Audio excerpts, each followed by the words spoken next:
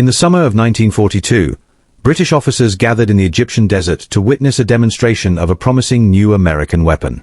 The United States had shipped over a small number of early M1 bazookas, eager for feedback from an ally already deep in mechanized warfare. A captured German Panzer III was rolled into position. The bazooka team took aim. The rocket launched cleanly, struck its target, and burned through the armor exactly as advertised. By every technical measure, the test was a success. And yet, the British response was brief, polite, and definitive. No, thank you. This decision has often been misunderstood. It is sometimes portrayed as arrogance, conservatism, or bureaucratic stubbornness. In reality, it was none of those things. The British Army did not reject the bazooka because it failed.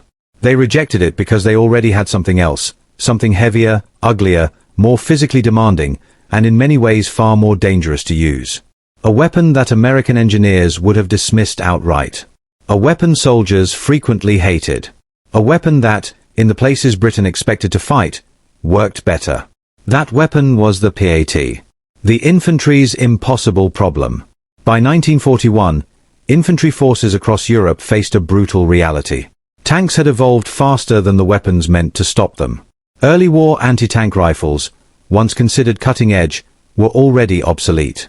The British Boys anti-tank rifle, firing a massive .55 caliber round, could penetrate roughly 21 millimeters of armor at 300 yards under ideal conditions. That might have been sufficient in the late 1930s. It was hopeless by the time German Panzer III and IV models appeared with 30 to 50 millimeters of armor, often sloped to further deflect incoming fire. Anti-tank guns could still kill tanks, but they came with their own limitations. They were heavy, slow to deploy, and dependent on vehicles or crews that were often targeted first. In fluid, close-range fighting, they were frequently bypassed or destroyed before they could influence the battle. Infantry needed something radically different. They needed a weapon that a single soldier could carry. A weapon that could ambush armor. A weapon that could kill a tank before the tank could kill them. This need drove experimentation across every major army in the war. The physics that changed everything. The breakthrough came not from ballistics, but from explosives. Physicists had known for decades that a shaped explosive charge could focus energy in a way conventional explosives could not. When detonated, a hollow cone lined with metal, usually copper, collapses inward, forming a jet traveling at hypersonic speed. This jet does not behave like a bullet. It does not rely on velocity in the traditional sense. Instead, it cuts through armor using extreme pressure and heat, punching far beyond what its size would suggest. This phenomenon, often called the Monroe effect, offered infantry a theoretical solution to armored dominance. The challenge was no longer how to penetrate armor. It was how to deliver the charge. 3 nations, 3 answers. Different armies reached different conclusions. The Americans chose rockets. So did the Germans. The British chose something else entirely. Lieutenant Colonel Stuart Blacker was an unlikely figure in weapons development. A veteran of the Indian Army and an early aviation enthusiast, Blacker spent years experimenting with unconventional designs. He was fascinated by simplicity and mechanical efficiency, often rejecting traditional assumptions outright. In 1930, he patented a design that seemed backwards even by experimental standards. Instead of firing a projectile down a barrel, Blacker's weapon used a solid steel rod, a spigot. The bomb sat over this rod, its hollow tail containing a small propellant charge. When fired, the rod struck the charge, igniting it. The explosion propelled the bomb forward while simultaneously driving the rod backward into the weapon. There was no barrel, no expanding gas chamber, and critically, no backblast. At the time, the military showed little interest. That changed after Dunkirk. Desperation opens doors. Britain's evacuation from France in 1940 stripped the army of enormous quantities of equipment. The Home Guard, hastily formed and lightly armed, needed something, anything, capable of stopping armored vehicles if Germany invaded. Blacker demonstrated his first practical weapon, the Blacker Bombard, to Winston Churchill himself. It was a massive, fixed weapon firing a 20-pound anti-tank bomb. Crude and awkward, but devastating at close range. Churchill approved it immediately. More than 22,000 were produced. But Blacker wasn't finished. He believed the same principle could be adapted into a shoulder-fired weapon. A near-fatal rejection. In June 1941, Blacker presented his shoulder-fired prototype to the War Office. The demonstration was a disaster. The casing flexed. The spigot jammed. Some bombs failed to detonate on impact. The Ordnance Board's verdict was scathing. They concluded the weapon would be ineffective as an anti-tank system under any conceivable battlefield conditions. Blacker was reassigned. Most inventions die here. This one did not.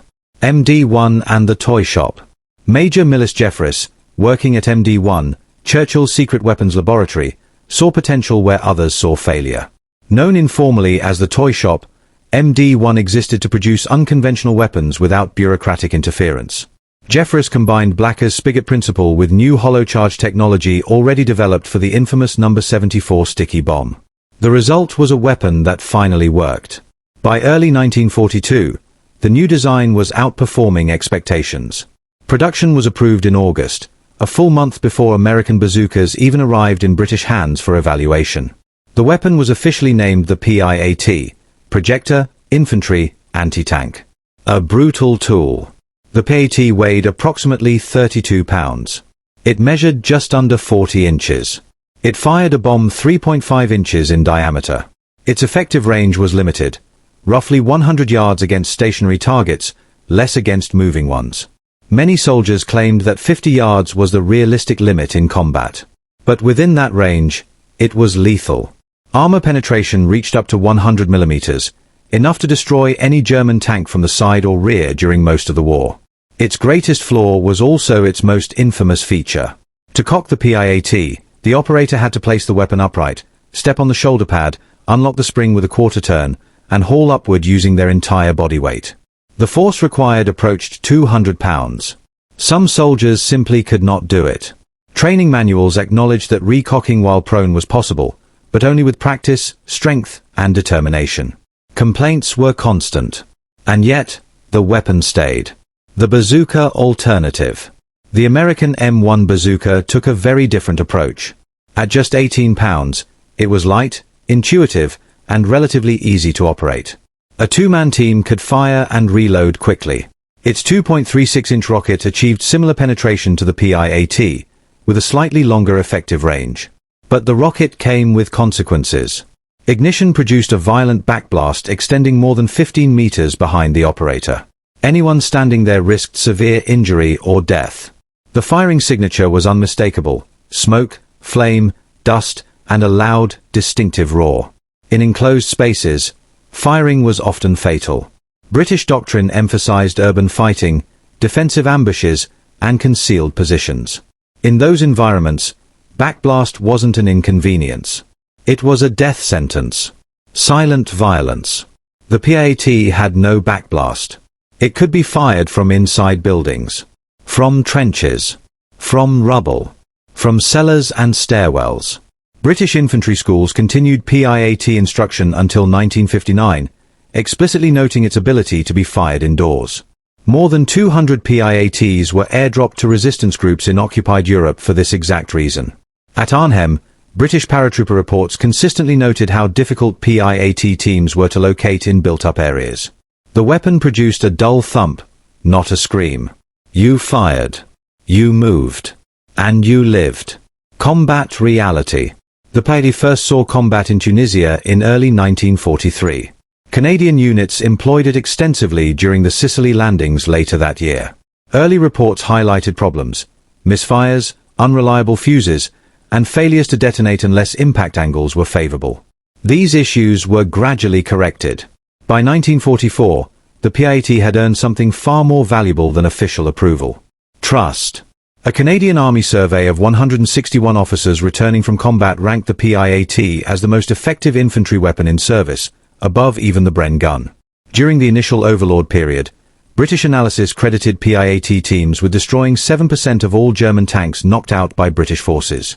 That figure exceeded the kill rate of RAF Typhoons firing rockets. A shoulder-fired weapon had outperformed aircraft. Courage at point-blank range. The PIAT's limitations meant its successes were often acts of extreme bravery. At Monte Cassino in May 1944, Fusilier Francis Jefferson seized a PIAT after its crew was killed. He advanced under fire and destroyed a German tank at close range. At Arnhem, Major Robert Kane spent 6 days engaging armored vehicles with PIATs under constant fire.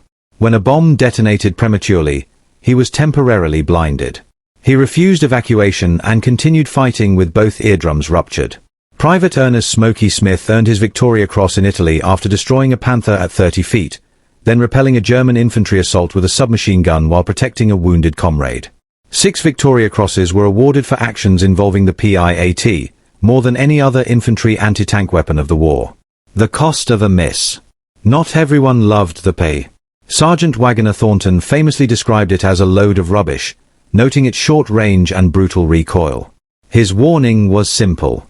You must not miss. Reloading was slow. Cocking was exhausting. And if the tank survived your shot, it knew exactly where you were. Many did not get a second chance. Bazooka troubles. The bazooka's early combat record was far less impressive. During Operation Torch, American units struggled with rushed training and unreliable ammunition. An inspecting general later reported he could not find a single confirmed instance of a bazooka stopping a tank. By mid-1943, further distribution of the M1 was suspended due to ignition failures and defective rockets. Humidity corroded battery contacts. Cold weather caused incomplete propellant burn. Backblast exposed operators instantly. General Patton himself described the bazooka as a last resort weapon, recommending engagement ranges of no more than 30 yards. At that distance, survival was unlikely regardless of accuracy. Heavier armor, same limits. Both weapons struggled against later German tanks. Side skirts, originally designed to counter anti-tank rifles, often disrupted shaped charges by detonating them prematurely. Neither the bazooka nor the PIAT could penetrate Tiger frontal armor. Flanking shots were mandatory. And flanking shots were deadly.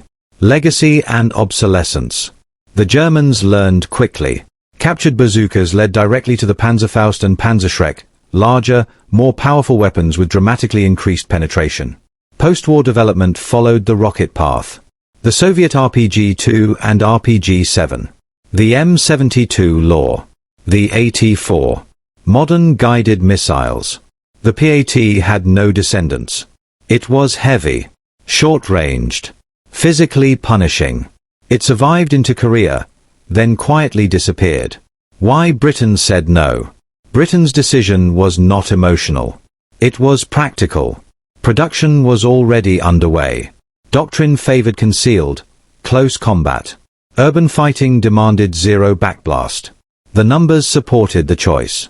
Over 115,000 PIATs produced. 7% of tank kills. 6 Victoria Crosses. One of the most effective infantry weapons of the war. The bazooka won history. The PIAT won battles. And when British commanders in Egypt watched that bazooka rocket punch cleanly through German armor in 1942, they didn't see a bad weapon. They saw one that didn't fit the war they were fighting.